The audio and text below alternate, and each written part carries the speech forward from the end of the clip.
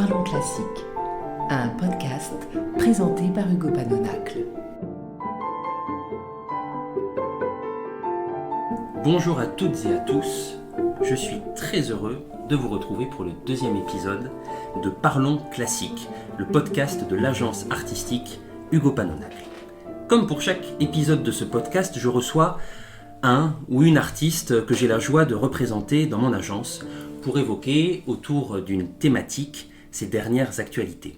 Et aujourd'hui, j'ai le bonheur d'accueillir à l'agence la violoniste Gaëtane Prouveau. Bonjour cher Gaëtane. Bonjour cher Hugo, très heureuse de participer à cette interview et à cet deuxième épisode d'un podcast qui s'annonce, je l'espère, célèbre. Merci à toi, merci de ta présence. Comment vas-tu ? Ce début d'été se passe bien ? Ce début d'été se passe bien après un très bel épisode dans le festival du Journal Intime où nous avons pu illustrer avec Marie-Christine Barrault et Dana Ciocarli, ma chère partenaire, la vie d'une femme célèbre, celle qu'on appelait la veuve aux 4 arts. Il s'agit d'Alma Mahler. Un projet magnifique, un concert lecture qui a été produit, créé, interprété plusieurs fois déjà, notamment je me souviens d'un très beau moment au musée Marmottan à Paris. C'était d'ailleurs la première fois que je t'entendais en live dans un concert. Tout à fait, dans un lieu prestigieux, puisque nous étions entourés des nymphéas de Monet. C'était donc un lieu porteur pour une femme d'exception. Absolument. Gaëtane, je te propose de commencer cet épisode avec une brève vue d'ensemble de ton parcours, de ton identité d'artiste. Il s'agit de ton portrait musical sur fond d'une courte pièce pour violon et piano de Lily Boulanger, Cortège, enregistrée dans ton dernier album. Gaëtane, tu as été nominé aux Octaves de la musique belge en 2021, qui est l'équivalent des victoires de la musique classique en France. Formé au Conservatoire de Paris, dans la classe de Roland Charmy et Jean Hubaut, puis à la Juilliard School de New York, tu es lauréate du concours international Karl Flesch. Ton mentor est l'immense violoniste Zino Francescatti, digne héritier de l'école de Paganini. Dédicataire de nombreuses œuvres contemporaines, la création a une place de choix dans ton parcours. Et ce n'est d'ailleurs pas un hasard si tu as régulièrement collaboré avec l'ensemble intercontemporain. Tu as été choisi par Olivier Messiaen pour interpréter le Quatuor pour la fin du temps lors de sa création en URSS. Tes projets discographiques ont été largement salués par la critique. Chambriste passionné, tu as partagé la scène avec d'éminents artistes, Abdelrahman El-Bacha, Emmanuel Bertrand, Laurent Cabasso, Valérie Aymar, le Quatuor Enesco, Diana Ligeti ou encore Dana Ciocarli que nous entendons dans cette pièce de Lily Boulanger. Alors dans ce parcours qui est exceptionnel, et c'est d'ailleurs très périlleux de résumer cela en quelques secondes, je crois que l'invitation de Messiaen dans le cadre de cette création du Quatuor pour la fin du temps en Union soviétique est le point de détail qui m'a le plus marqué. Est-ce que tu pourrais nous en dire plus de cette invitation ? Certainement. À l'époque, mon agent était Werner et il y avait eu cette demande de création là-bas car les textes bibliques se libéralisaient, étaient accessibles, faisant de facto devenir la pièce du Quatuor pour la fin du temps, pouvant être créée là-bas, puisque vous savez qu'elle est bâtie sur des extraits de l'Apocalypse qui sont exprimés et explicités dans la partition. C'est une des œuvres majeures pour moi, d'autant plus que c'est un quatuor avec une alternance entre des pièces à 4 et des pièces à 2 et que la dernière pièce est une forme de montée vers le paradis et qu'elle est exprimée par le violon et le piano. Et pour vous donner une idée, c'est marqué extrêmement lent. La double croche est à 42 pour les spécialistes, c'est-à-dire qu'on peut difficilement faire plus lent. Je crois que si vous marchez à cette vitesse-là, vous devez faire attention de ne pas tomber. Et donc, cette expression extrêmement fine, allant vers l'aigu, le suprême aigu, et était pour moi une des choses physiquement les plus habitées de la musique que j'ai pu jamais exprimer après une tempête musicale, puisque dans les autres, il y a des différentes expressions dans ces mouvements, dans ces 7 mouvements. Le chiffre 7, bien sûr, est très très symbolique, et il ne faut pas oublier que Messiaen a écrit cette pièce dans des conditions terribles, puisqu'il était en captivité pendant la guerre. Il était dans un camp en Allemagne, et il avait faim, il avait donc des visions de quelqu'un qui a faim, et il a écrit sur cet état d'esprit. Donc c'est une œuvre extrêmement dense, riche. C'était un personnage très religieux aussi, Messiaen. Donc il y a aussi une forme, toujours dans cette désespérance, il y a toujours une forme d'espoir. C'est ce qui m'habite beaucoup aussi. Et puis ces contrastes entre la violence et l'espoir sont forts à vivre par les instrumentistes. Oui, je sens que c'est une œuvre qui a une place particulière dans ton répertoire. Tout à fait. Et d'ailleurs, nous sommes en train de la promouvoir avec une nouvelle équipe, avec la pianiste Dana Ciocarli, la violoncelliste Valérie Aymar et le clarinettiste Raphaël Sévère. Et alors moi, je lance un appel à tous les programmateurs. Ce serait quand même extrêmement intéressant et porteur pour une programmation de programmer cette pièce avec Gaëtan Prouveau, qui a créé le Quatuor pour la fin du temps en Russie, en Union soviétique, sur invitation du compositeur. Alors Gaëtan, nous avons été mis en relation par une connaissance commune qui travaille chez Warner. Tout à fait. Et je me souviens très bien de cette première rencontre, un soir d'automne, un soir de novembre, si je ne dis pas de bêtises, dans ton appartement à Paris. Et je crois que j'ai de suite apprécié beaucoup ta chaleur humaine, aussi ton humilité et ta joie de vivre. Et je crois que c'est ça qui m'a donné envie de travailler avec toi. Oui, j'ai eu tout de suite aussi moi-même une perception très, très chaleureuse de ta personne, et puis de cet idéal que tu as de vouloir comme ça promouvoir la musique, les musiciens, un état d'esprit joyeux, participatif et familial, ce qui est très frappant dans l'agence, et c'est même très rare, et c'est ce côté famille en fait, et on a besoin de ça, car au fond le musicien a le bonheur d'être entouré par la musique, mais il y a aussi derrière une solitude qui est grande.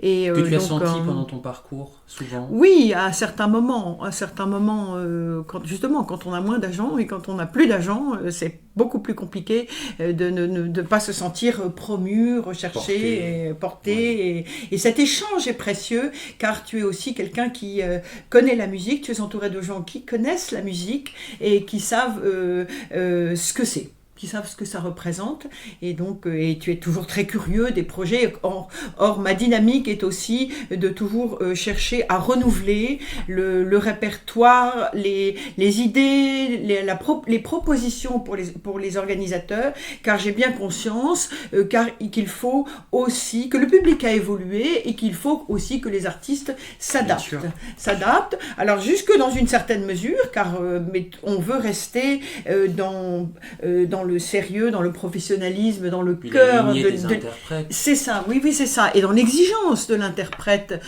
sur une scène. Et pour autant, on sait que les formats doivent évoluer. Et donc, c'est intéressant d'y travailler avec son agent. Et tu es quelqu'un de particulièrement ouvert et sensible. Je crois que l'un des premiers projets que je t'avais proposé sur Alma, justement, dont nous parlions tout à l'heure, t'avait, je pense, assez séduit, n'est-ce pas? Absolument. Voilà. Absolument. Et notre collaboration a commencé très rapidement après cette première rencontre. Quelques jours, quelques semaines après, on a lancé la collaboration et tu as rejoint l'agence. Alors aujourd'hui, Gaëtan, évidemment, il y a une actualité qui est très importante, puisque dans quelques jours, tu vas donner ton prochain récital parisien, le 16 octobre à 20h, dans le magnifique écrin de la salle Cortot, aux côtés de ton amie et partenaire, la pianiste roumaine Dana Ciocarli, que j'ai également la joie de représenter dans l'agence artistique. Et ce concert est organisé à la fois à l'occasion du premier anniversaire du dernier disque que tu as sorti fin 2023 avec Dana Ciocarli, mais aussi avec Mara Dobresko, une autre pianiste chez le label En Phase. Et c'est également, cette année, au mois de novembre, l'anniversaire de la disparition de Gabriel Fauré. Tout à fait. Le centenaire. C'est pour cela que nous avons profité un petit peu de cette date anniversaire pour proposer le CD. Alors quel est le programme du concert, le 16 octobre ? L'idée est de mettre en valeur Fauré et ses disciples, c'est-à-dire les 10 ou 15 dernières années de la vie de Fauré, où il fut directeur et professeur au Conservatoire de musique de Paris. Il eut à ce moment-là comme élèves Koechlin, Enesco, Maurice Ravel, Boulanger, mais plus en privé, elle ne fut pas au Conservatoire, et donc c'est une Schmitt aussi, Florent Schmitt, et c'est montrer à quel point, dans ce disque, Fauré a eu un rayonnement très important au niveau national et au niveau international, puisque Enesco, donc le roumain, viendra travailler avec lui. Absolument, absolument. Donc tu as décidé d'associer, d'unir Enesco avec Fauré. Il me semble également Ravel pour programme du concert. Donc dans cette dynamique... l'élève aussi, pardon, si je ne l'ai pas cité. Oui, Ravel tu l'as cité absolument. Bon, d'accord. Donc dans cette dynamique de montrer l'influence. De filiation, peut-être aussi. C'est ça, de filiation, qui met pourtant l'accent sur le fait que Fauré laissait tout à fait libre ses étudiants de s'exprimer. Il voulait qu'ils aient des bases. Il ne faut pas oublier, j'ouvrirai une petite parenthèse sur la formation de Gabriel Fauré, qui monte de sa ville originaire de Pamiers, dans l'Ariège, au sud de la France, et qui va monter vers l'âge de 10 ans à Paris, et on va le confier non pas au Conservatoire de Paris, mais dans ce qui fut une école très célèbre, qui est l'école de Niedermeyer, qui était du côté de Pigalle, où on veut revenir à une étude beaucoup plus approfondie du chant grégorien, du plein chant, de Couperin, de Rameau, car à l'époque, au fond, la Révolution est passée par là et on a oublié ce que c'est que la musique religieuse, ce que c'est aussi beaucoup la musique de chant, on en fait moins, et c'est beaucoup le théâtre lyrique qui prime. Or, Napoléon III veut un retour aux origines et Fauré est un très bel exemple de ça, et il va être au cœur d'un retour donc de la musique religieuse. C'est pour ça qu'on a toute cette floraison de vocations d'organistes à l'époque, qui seront aussi pianistes, qui seront aussi compositeurs. Et c'est Fauré qui va donner cet éclatement, en fait, dans la vie parisienne. Donc c'est ce positionnement si particulier qui t'a séduit ? C'est ça. Oui, c'est ça. Dans la figure de Fauré. Dans la figure de Fauré qui est tutélaire, parce que on est parti de Monsieur Croche, le fameux journaliste qui était donc Debussy, qui va dire de Fauré, c'était le maître des charmes. En fait, Debussy assiste à un récital de Margherita Salmans, qui fut l'amante de Fauré, et la bretelle de Margherita Salmans tombe pendant le concert, et Debussy dit « Oh, ça va tout à fait bien à la musique de Fauré ». Je trouve que c'est quand même très limitatif quand on voit ce que 50 ans après, quasiment, l'aura de Fauré va avoir dans le monde entier. Donc on part d'un maître des charmes à un maître universel, n'est-ce pas, puisqu'il aura une influence tout à fait majeure. Et tu as peut-être un coup de cœur dans la musique de Fauré? Fauré m'accompagne depuis mon enfance. C'est la première sonate que j'ai jouée avec Michel Delberto, l'opus 13, à la classe de Jean Hubaut, dont je faisais partie au conservatoire. J'avais à l'époque, du haut de mes 12 ans, très très peur de jouer cette sonate, mais c'est ma première sonate. Et c'est une sonate majeure du répertoire, qui est aussi un épisode majeur de la vie de Fauré, puisqu'elle est dédiée à Paul Viardot, et que Paul Viardot, qui est le frère de Marianne Viardot et qui est la fille, ce sont les enfants de la fameuse Pauline Viardot, qui aura une compositrice, qui aura un salon très important. Encore une histoire de famille. Encore une histoire de famille majeure, absolument. Et donc Fauré, qui sera introduit par Saint-Saëns dans ses salons parisiens. Qui était son professeur. Saint-Saëns a eu son professeur, a tout à fait son professeur. Il a eu un rôle majeur dans la carrière de Fauré. Mais c'est incroyable parce qu'on comprend en t'écoutant ce bouillonnement artistique, de la vie parisienne, musical, où tout le monde était lié, tout le monde se connaissait, tout le monde se rencontrait. Absolument, Hugo. Tu mets le doigt sur le point majeur. Je me demande si je ne fais pas toute ma vie pour Paris. Je suis fascinée par Paris. Donc en fait, cette époque parisienne était un petit peu, c'est un peu l'équivalent de la Vienne de la fin du 19e.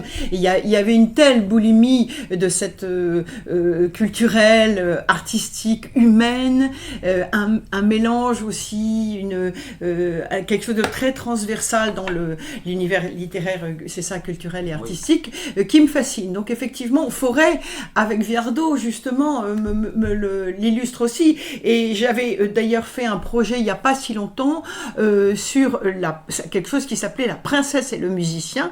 Tiens, c'est encore Fauré. Et la princesse était la princesse Singer-Polignac.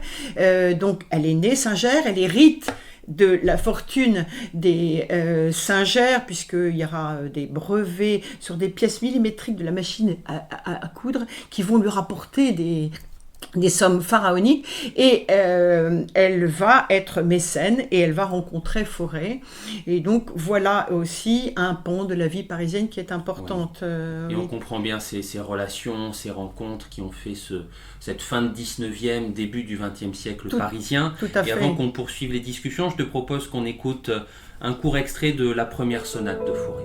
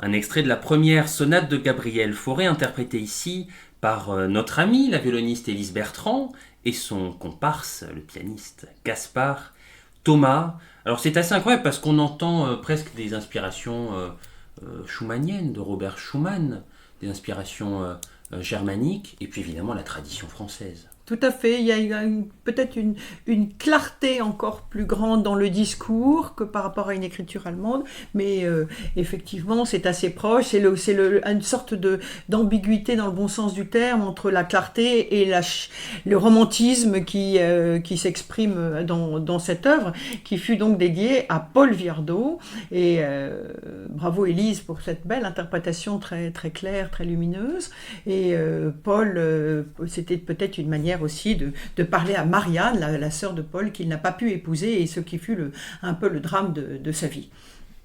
Oui. Alors moi j'ai quand même une question, Gaëtane, sur les choix de programmation. Oui. Parce que ce n'est pas anodin d'avoir programmé en concert la première sonate, mais d'avoir enregistré la deuxième. Effectivement. Pourquoi ? Alors, parce que la deuxième correspond à cette étape de la vie de Fauré que nous avons voulu illustrer dans ce CD, c'est-à-dire les 10-15 dernières années de sa vie.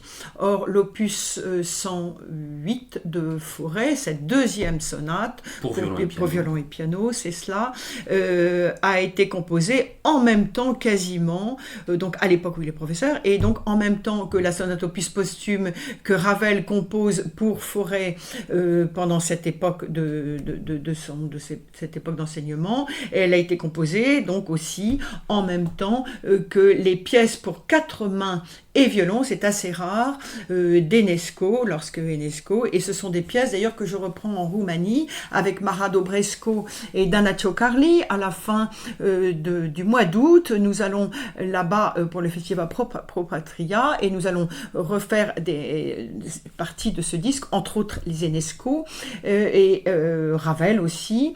Oui, parce que tout ce que tu décris, cette deuxième sonate, les pièces particulières d'Enesco, 4 mains et violon, sonate opus posthume de Ravel, oui, ont constitué cet album. C'est cela parce qu'elles ont été choisies essentiellement pour illustrer le Fauré pédagogue et directeur du conservatoire. Alors parfois on parle de Fauré, de la musique de Fauré, on décrit cette musique comme un ascétisme musical.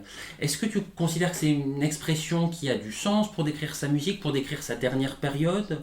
Pour la dernière période, moins, je trouve, mais pour la première période, oui.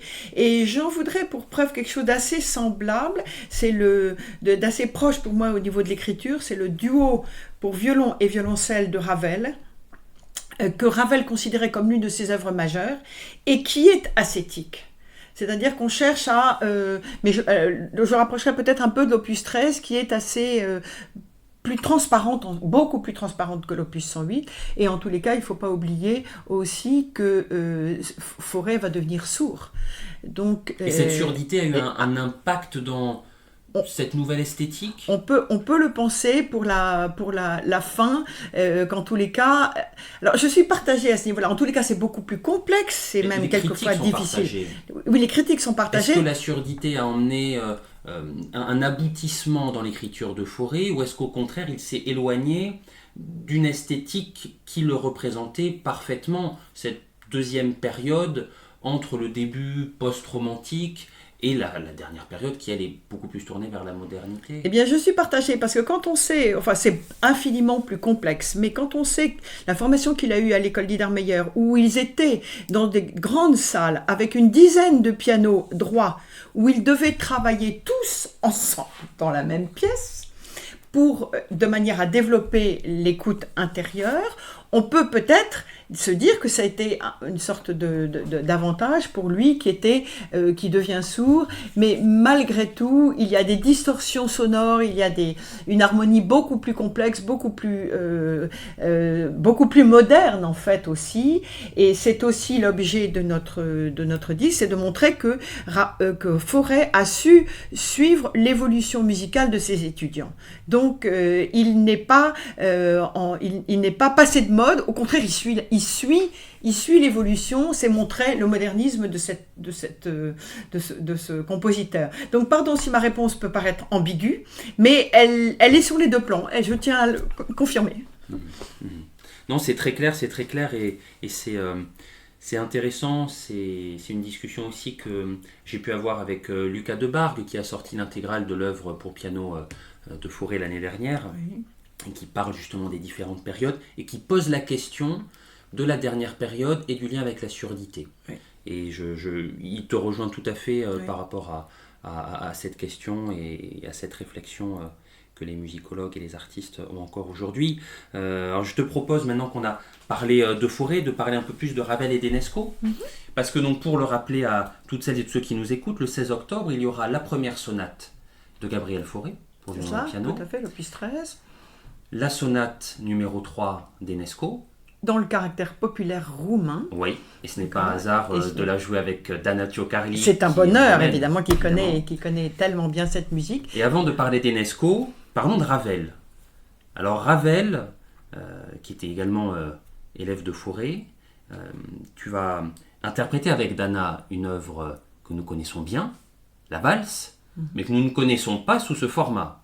Effectivement. Violon-piano, arrangé par Jan Stoffel. Jan Stoffel, et pour cette version, alors la version de Jan Stoffel était la version plus courte si je puis dire, dont je me suis servi pour Alma. La version qui sera faite à Cortot dans ces prochains jours est une version qui a été réalisée par Rémi Gousseau, que je fais avec l'Orchestre de Chambre de Prague au mois d'août, oui, là, dans une version donc, c'est une transcription pour orchestre de chambre, harpe et violon solo.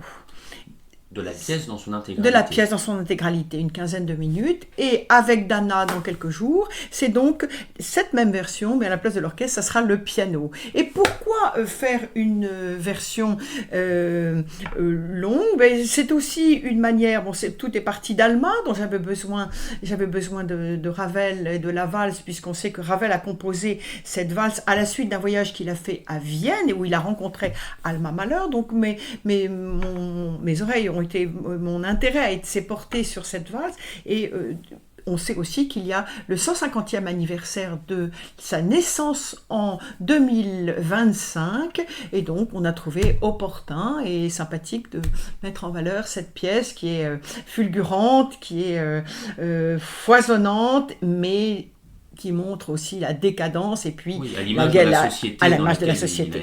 C'est donc un espoir, et puis le côté avec toutes ces modulations à la fin qui sont terriblement tiraillantes, ça nous montre aussi la fin d'un monde. Bien sûr. Donc une agonie. Je vois toute la cohérence des projets que tu mènes en parallèle, le concert lecture avec Alma Mahler, où d'ailleurs vous aviez joué un extrait de la valse au musée Marmottan, entouré de toutes les nymphéas, le disque Fauré, Ravel, Enesco, le concert dans quelques jours à la salle Cortot, où là aussi tu vas pouvoir... en fait, ce sera la création. Ça sera la création avec piano. Avec piano, je l'aurais faite avec orchestre avant. Oui, absolument.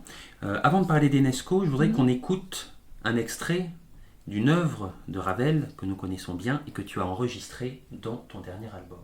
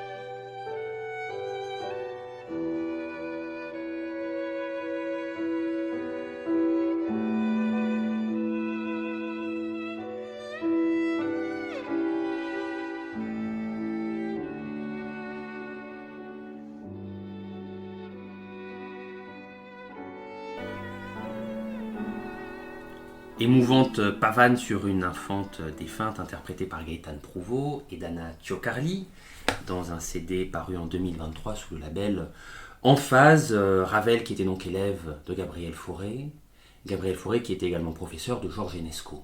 Tout à fait. Georges Enesco qui a composé plusieurs œuvres pour violon et piano, notamment très nombreuses, et notamment cette fascinante et terrifiante troisième sonate avec un caractère roumain, parce que Enesco l'a composé en 1926 en Roumanie, donc il était empreint de ce folklore qu'on retrouve dans d'autres œuvres évidemment du compositeur, mais tout particulièrement dans cette sonate. Quel rapport tu as, quelle conception tu as, vision de la troisième sonate d'Enesco? C'est le bon exemple d'une tradition orale qui passe à une tradition écrite. Donc on sait qu'on connaît depuis 50 ans des expositions universelles, et donc il y a une ouverture à tous les répertoires, mais il y a aussi en parallèle une volonté de chaque pays d'instaurer et d'affirmer une identité. Donc en fait, il y a un paradoxe entre les deux, et là on a un bon exemple Comme on va avoir aussi chez Ravel l'Espagne qui va être mis en valeur, ou chez Albéniz et tout ça. Donc le répertoire du terroir sort en fait, et là on sort de son, disons, de cette tradition orale.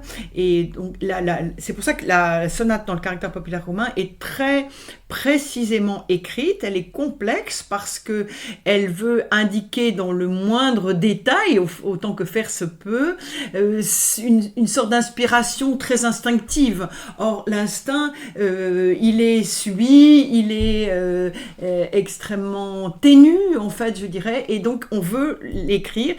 Ne serait-ce que de voir la partition, on se dit « Ouh là là là !» C'est-à-dire qu'Enesco a voulu écrire l'improvisation folklorique, mais comment est-ce qu'on peut écrire l'improvisation ? Justement, il l'a fait, et c'est très précisément écrit avec beaucoup de précision, d'explication, et dans ce sens, on rejoint aussi l'écriture d'un Ravel qui est très précise aussi, qui est extrêmement rigoureuse. Et j'ai eu la chance, avec le maître que j'ai eu après mes études à Paris et à Juilliard que vous évoquiez tout à l'heure, donc après mes études avec Roland Charmy, Jean Hubaut et Ivan Galamian, et j'ai eu la chance de rencontrer Zino Francescatti qui lui-même a connu Ravel, a même joué avec Ravel. Et pourquoi je vous parle de tout ça, c'est que Ravel disait à Francescatti, il faut faire avec précision juste tout ce qui est marqué, et donc on rejoint ce que Enesco nous demande aussi dans cette œuvre. Alors justement, je crois que le lien est tout trouvé. Bon. Et j'aimerais te faire écouter quelque chose. Allons-y.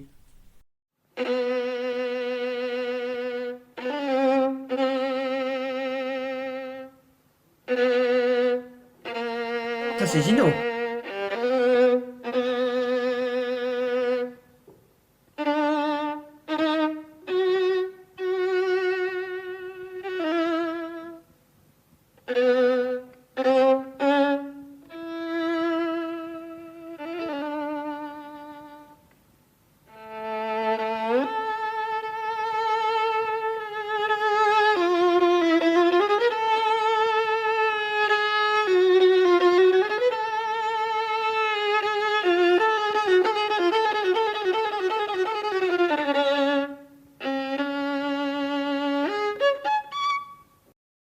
Très belle interprétation que j'ai reconnue, effectivement. Et Zino, j'ai beaucoup joué à Francescatti cette œuvre, et il insistait beaucoup sur le fait que il fallait jouer ça avec une extrême rigueur, et on rejoint l'écriture de D'Enesco dans le caractère populaire romain, c'est-à-dire que là aussi, à la triple croche près, à la quadruple croche près, il faut le faire. Et c'est d'autant plus à signaler que c'est une tradition qui a tendance à s'oublier, et que comme ça s'appelle Tzigane, eh bien, on va y mettre du pathos.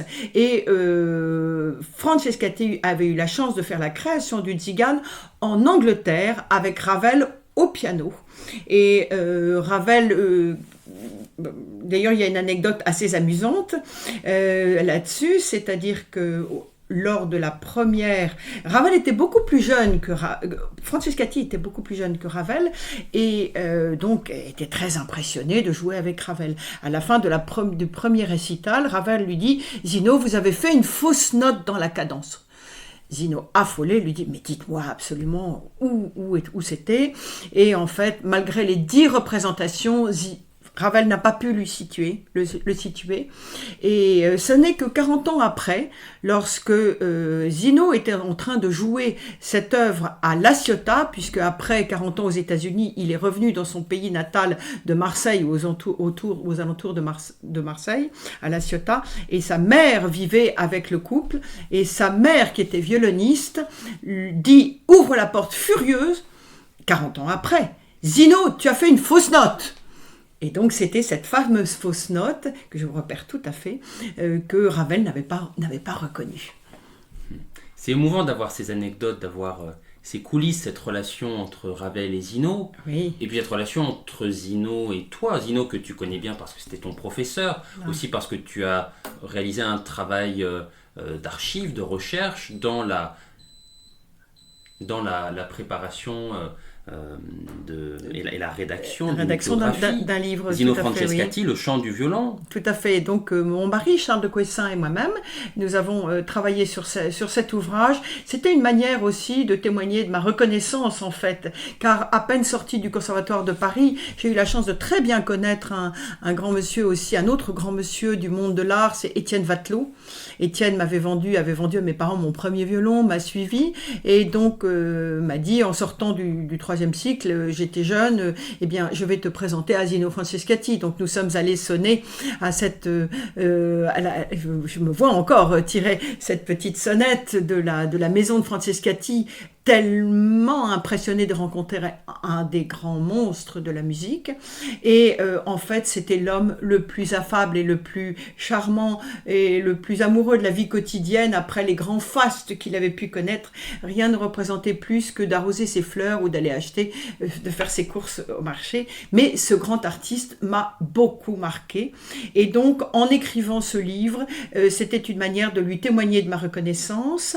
Et nous étions que peu de personnes à pouvoir avoir accès à lui, si je puis dire, et sa femme a été très précieuse, elle m'a soutenue tout le temps. Donc au début j'habitais dans le petit hôtel qui était un peu plus haut à la Ciotat, et puis après Madame Francescati m'a dit mais venez. Alors j'étais dans une petite chambre, c'était la petite chambre de la gouvernante qui n'était plus là, donc j'avais la chambre, et donc je pouvais sentir aussi les bonnes odeurs d'aioli qui montaient lorsque Madame Francescati nous préparait le repas. Et donc tous les matins pendant 8 jours, car j'y allais quasiment toutes les 6 semaines à 8 semaines, tous les matins je travaillait, et à la fin de 11h à midi, le maître ayant lui-même travaillé de son côté, il travaillait toujours dans sa salle de bain, parce qu'il trouvait que la salle de bain avait il s'asseyait sur la baignoire, et il trouvait que la salle de bain avait une belle acoustique.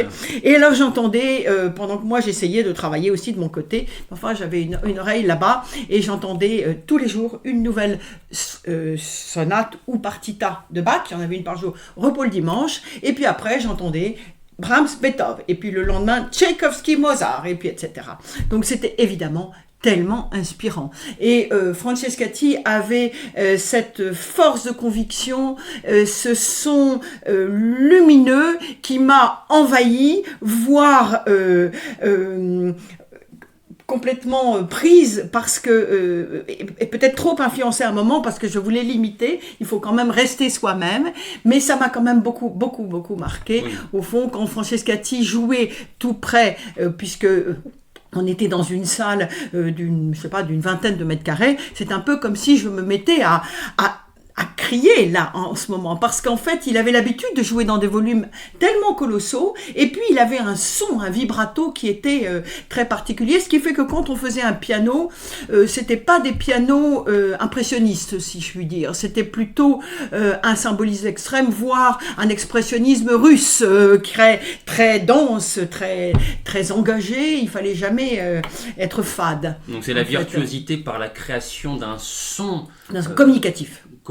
Un son communicatif. Mais c'est quelque chose qu'on retrouve dans ton jeu, c'est ce travail de son. Alors ça, c'est moi qui me permets de le dire, je connais ton humilité, mais c'est ce son si particulier, cette patte sonore qui émeut et qui traduit une volonté musicale, qui traduit un récit, un message que l'interprète, que tu portes. Oui, c'est ça, c'est l'interprète, donc on doit transmettre. Oui. Et pour transmettre, il faut ne pas parler de manière trop fade et être engagé. Et en faisant ce livre dont tu parlais tout à l'heure, on s'est aperçu, on a eu donc toutes les archives de Madame Francescati, qui pendant 60 ans a mis de côté critique après critique, etc.